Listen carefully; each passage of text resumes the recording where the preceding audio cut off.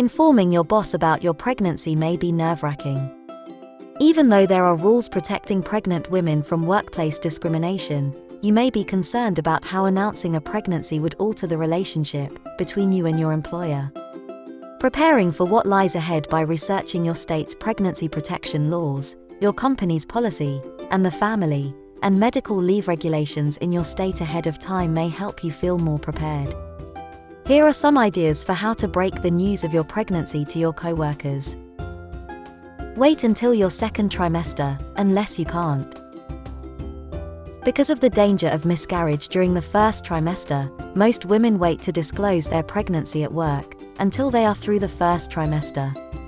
You may also wish to wait for other reasons. For example, if you are anticipating a raise or a promotion, you may want to wait for it to happen before making your announcement.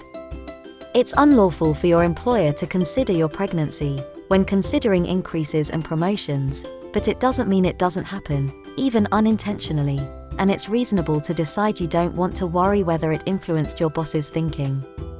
However, in some instances, informing your supervisor sooner is preferable.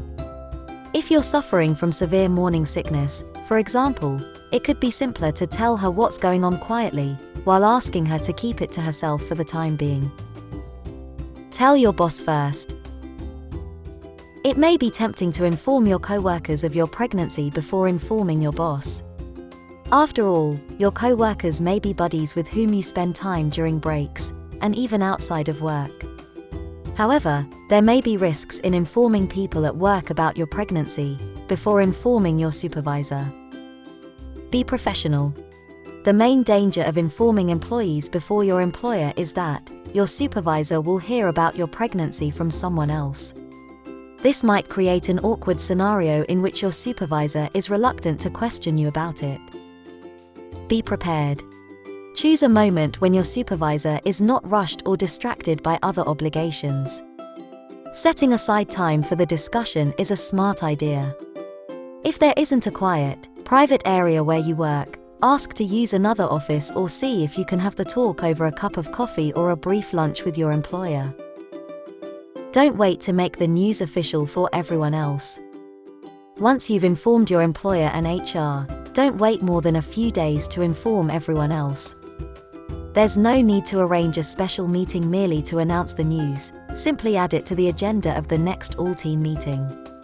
If many employees work remotely, an email isn't a bad option, but face-to-face is always preferable with this type of news.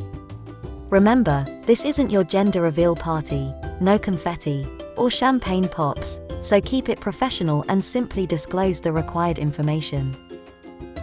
Don't stress about having your maternity leave plan all planned out. Don't commit to a leave plan too soon because you'll learn a lot about what your body and baby require over the next several months. Simply convey regular appointments, your due date, and any pressing requirements you may have.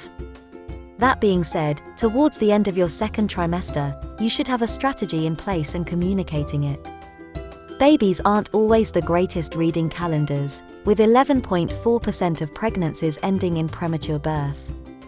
Feeling prepared for baby, and certain that your workplace will not fall apart while you are gone is a huge stress reliever, so figure out how much time you need and don't be scared, or feel bad, about taking it.